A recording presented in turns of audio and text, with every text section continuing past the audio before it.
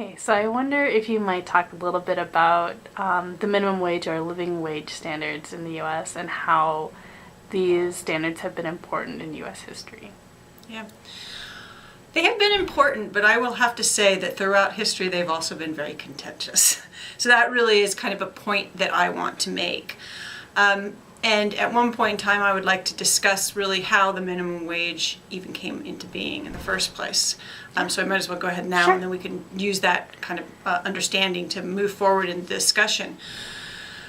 For much of the early period of time in U.S. history, mandating wages was almost a hands-off kind of issue. No one really thought that it was logical or ethical to determine wages because of the idea of the individual work contract. It was almost, sacrosanct in the U.S. history. When the country was industrializing and business, government policies were in support of business and growth, economic growth.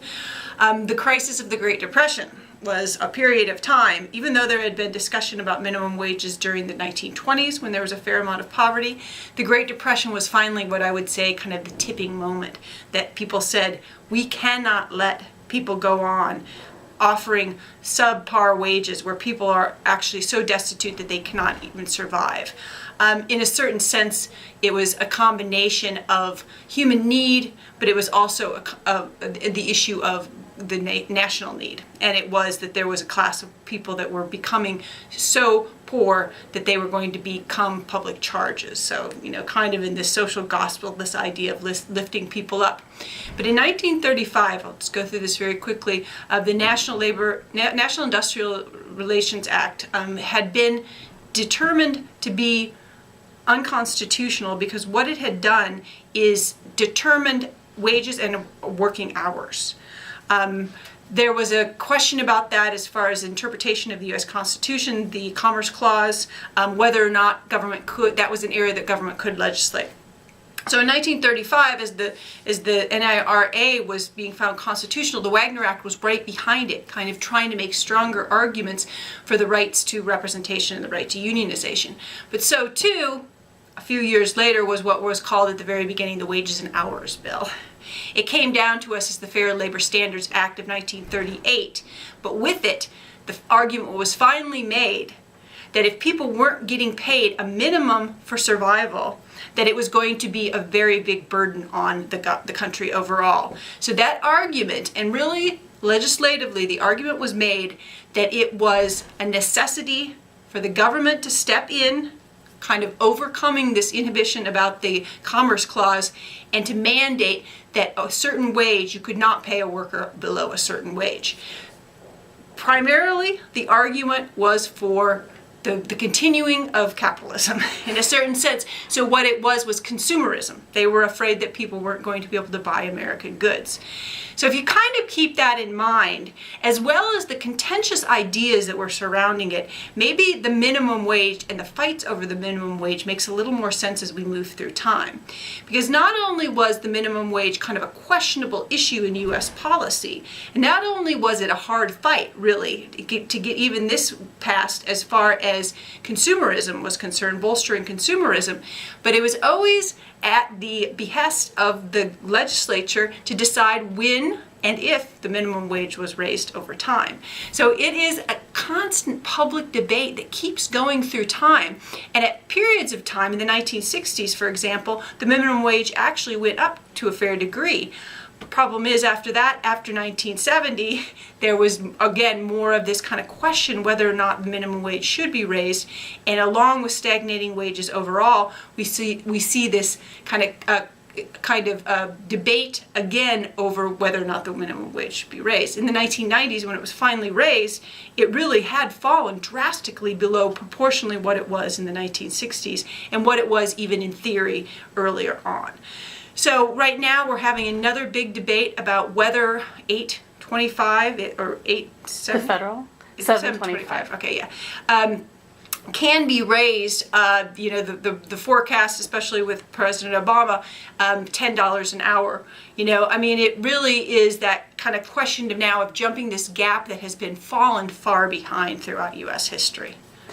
And it sounds like the debate, has the debate for or against raising wages for workers been the same? And if they have been the same, why haven't they changed? Or if you can just talk about the debate. Yeah, and that is really the situation, that it hasn't changed very drastically.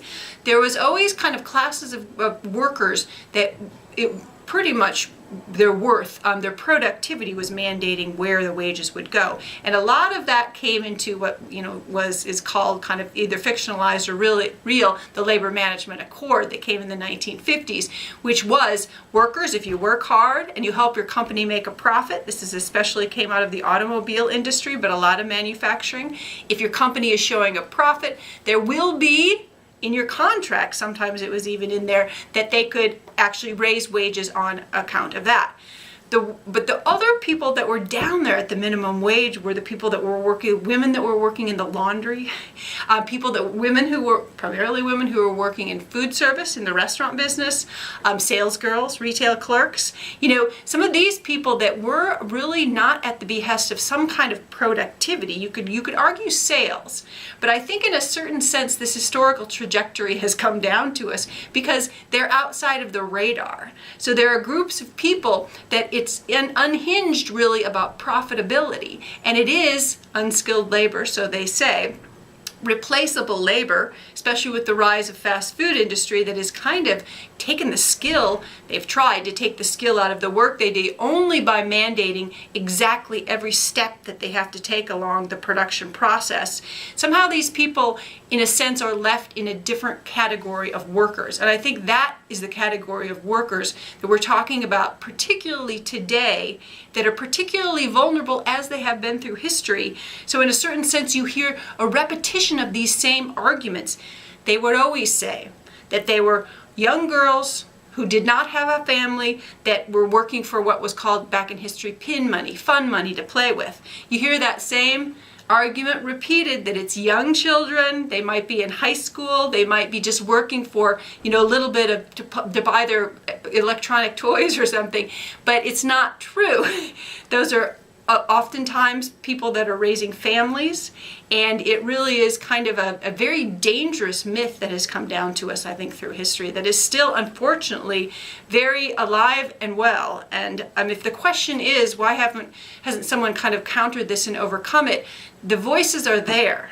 There have been voices that are there, just as there have been in the past. But somehow, the business side of it, especially the large corporate business side of it, really has this overpowering kind of emotional kind of impact on people. And I don't know if it's because people want to believe it, that it really is like back in the 1930s and 1940s, just young girls working for a little bit of, kind of pin money, or if it is something that, we're feeling guilty about as a society and not overtaking. So the more conservative, kind of business-oriented, less workers' right opinion really has gotten the upper hand, and if you look at it logically, I think you realize how incorrect it is, but unfortunately people don't always think logically, sometimes they think emotionally. Because as you mentioned in history, that people would become a public burden. I mean, it's happening now. And there's two sides to that argument which of course don't fit together. One argument is that these people have, the freedom to do whatever they want to do, and then the other, although they're not getting very high wages, it's somehow, their fault. Like that they haven't done something correct in their career, in their lifetime, to actually propel themselves into a better position. And the other is a public charge, or here now we hear someone that is depending on the government for some kind of social service or welfare is not, really doing their part either. I think none of those people that are working in those situations and not being able to, for example, provide health care or even enough food on the table, for their family, would look at it in a different perspective. Somehow they're getting hit on both sides, for of course not advancing, so the story goes, and then also being a public charge. So those arguments again are still alive and well in our society.